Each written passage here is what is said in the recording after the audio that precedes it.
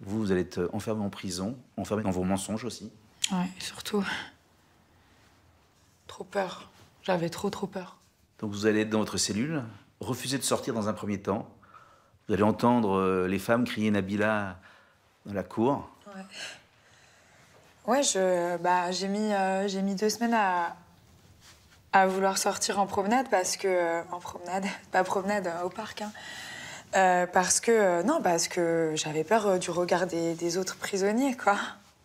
Vous allez un jour sortir de votre cellule, et finalement, ça va très bien se passer en prison. Bah ouais.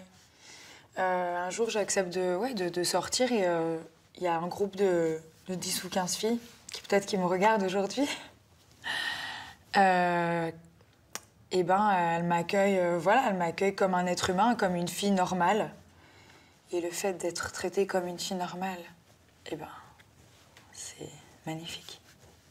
C'est-à-dire? Bah, c'est des femmes qui sont là pour homicide, pour trafic de drogue, Après, moi, je regardais pas leur chef d'inculpation, je regardais l'être humain qu'il y avait en face de moi et c'était des filles... Pour nous, on était toutes les mêmes, on est toutes solidaires. Je veux dire, moi, quand je suis arrivée le premier jour, j'avais besoin d'une pince à épiler, on me l'a amenée dans la seconde, quoi. C'est un exemple con, mais... Mais comment vous êtes débrouillé avec tous ces faux semblants, avec tout ce que vous avez perdu, à savoir les fossiles, les extensions, le miroir, la pince à épiler, tout ce qui faisait votre fonds de commerce depuis des années? Bah là, vous voyez, j'ai plus tout ça et franchement, je me sens très bien. On peut vivre sans des talons de 15 cm. Oh, ils sont pas très loin, mais...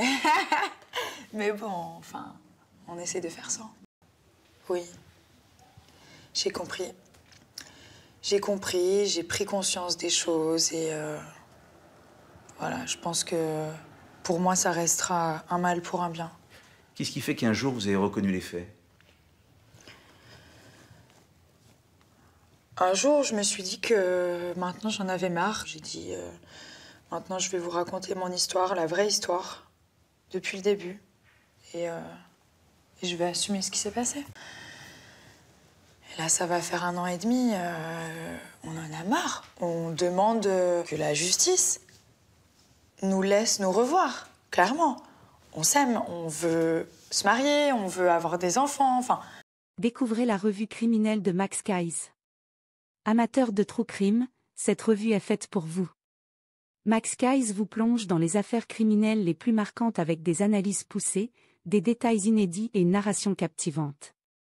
Que vous soyez passionné par les cold cases, les grandes enquêtes ou les profils des criminels les plus célèbres, cette revue vous tiendra en haleine du début à la fin. Ne passez pas à côté. Procurez-vous votre exemplaire dès maintenant en cliquant sur le lien en bio.